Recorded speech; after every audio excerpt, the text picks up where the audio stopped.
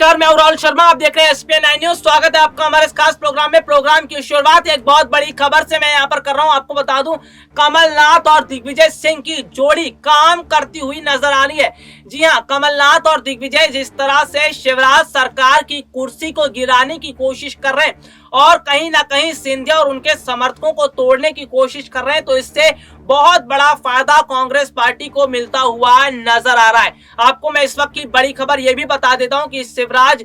सिंह चौहान के खिलाफ बहुत सारे ऐसे विधायक हैं जो फिलहाल नाराज बताए जा रहे हैं। तो वहीं कमलनाथ और दिग्विजय सिंह लगातार सिंधिया और उनके समर्थकों को घेरने की कोशिश कर रहे हैं और उसके साथ ही साथ शिवराज सरकार को भी घेर रहे हैं। आपको बता दूं, बीते दिनों किसान आंदोलन पे जिस तरह से दिग्विजय सिंह ने ट्वीट किया था और इसमें सिंधिया का नाम वो लेने से नहीं चूके थे। उन्होंने साफ तौर पर कहा था कि अगर सिंधिया उनके साथ कांग्रेस में होते तो शायद आज कांग्रेस की सरकार मध्य प्रदेश के अंदर होती। और इसके अलावा की अगर हम बात करें तो ऐसा कोई मौका दिग्विजय और कमलनाथ नहीं छोड़ रहे हैं जिसमें वो सिंधिया का नाम ना ले। तो ऐसे में ये चीजें साफ तौर पर देखने को मिल रही है कि लगता है सिंधिया का मोह कमलनाथ और दिग्विजय नहीं छोड़ पा रहे हैं। और सिंधिया की क्या ताकत बीजेपी के अंदर है, ये बात कमलनाथ और दिग्विजय बड़ी ही आसानी से जानते भी हैं। तो ऐसे में आपको बता दूं कि जो स्थितियां देखने को मिल रही है कि कांग्रेस की तरफ जो करने की कोशिश की जा रही है बीजेपी विधायकों को,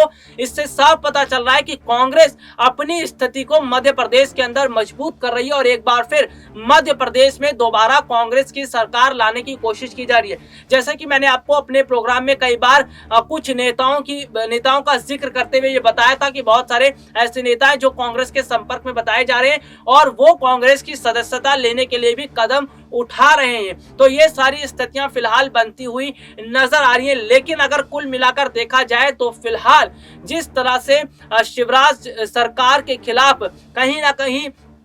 जो उनके ही अपने नेता यहाँ पर सामने आ रहे हैं, उनके अपने ही नेता बयान दे रहे हैं। और देखिए, राहुल लोधी की अगर मैं बात करूं तो राहुल लोधी ने भी साफ तौर पर जो कहा था कि अब कांग्रेस पार्टी जो बीजेपी है वो मिनी कांग्रेस बनती जा रही है। यानी कि जो कांग्रेस पार्टी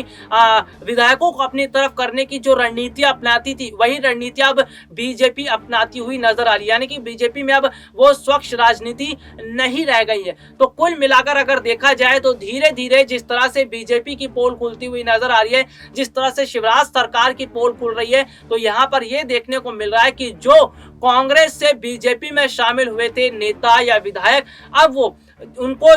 बीजेपी के अंदर जो जगह नहीं मिल पा रही है और जो कोशिश वो कर रहे हैं बीजेपी के अंदर जगह पाने की, उस कोशिशों में वो कामयाब नहीं हो पा रहे। तो ऐसे में अब उनका गुस्सा भड़कता हुआ नजर आ रहा है और वो लगातार अब जो है अब शिवराज सरकार के खिलाफ ही उन्होंने हल्ला बोल दिया। तो ऐसे में ये सारे फायदे कांग्रेस आसानी से उठाना जानती है और कांग्रेस इसका बहुत बड़ा फायदा भी उठा सकती है। अगर कुल मिलाकर देखा जाए तो देखिए, अगर यहाँ पर देखिए दिग्विजय सिंह और कमलनाथ बार बार सिंधिया और उनके समर्थकों को क्यों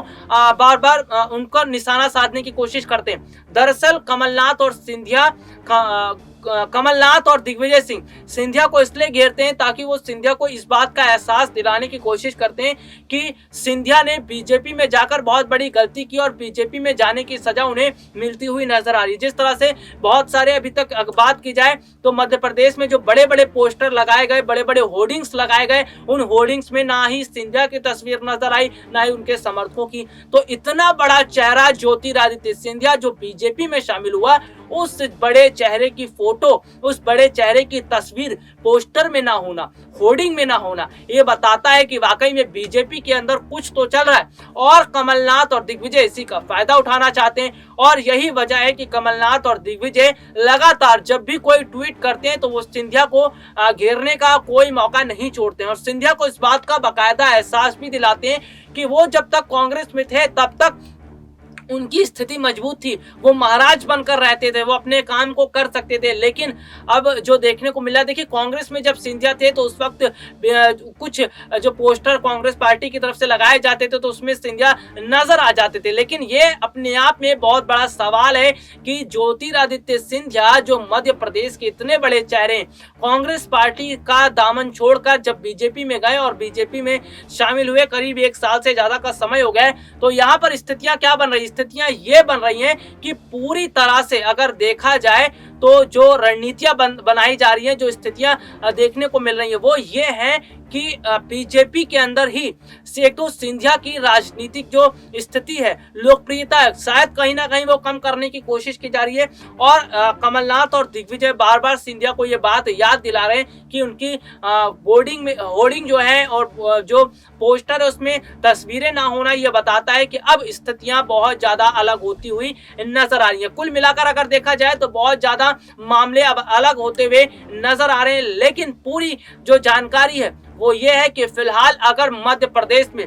कमलनाथ और दिग्विजय की जो जोड़ी है जो काम कर रही है और जिस तरह से वो कांग्रेस की स्थितियों को मजबूत कर रही है और किसान आंदोलन को लेकर साथ चल रही है और कहीं ना कहीं बीजेपी के करीबी नेताओं को तोड़ने की कोशिश कर रही है, तो इसका मतलब ये है कि वाकई में बहुत बड़ी स्थितियां अब यहाँ पर खड़ी होती हुई नजर आ रही है। बहुत बड़ी जो है स्थितियां शायद मध्य प्रदेश में भी हो सकती हैं। मध्य प्रदेश में भी जो राजनीतिक उथल पुथल है वो देखने को मिली। हालांकि अगर हम राजनीति की बात करें तो राजनीति में कब क्या हो जाए इस बात का अंदाजा नहीं होता, लेकिन अगर कुल मिलाकर देखा जाए तो फिलहाल जिस तरह से देखने को मिल रहा है और राजनीतिक संकेत जिस तरह से मिल रहे हैं वो ये बताते हैं कि जो मध्य प्रदेश की स्थितियां हैं अब वो बहुत ज्यादा अलग होती हुई नजर आ रही हैं। आपको और जानकारियां बताएंगे, जैसे कि आपको बता दूं मध्य प्रदेश में जो चुनाव चल रहे हैं उस पर बाकायदा हम जानकारियां दे रहे हैं और कहीं ना कहीं जो कांग्रेस जो है वो भी उपचुनाव को जीतने के लिए अपनी रणनीतियां बना रही है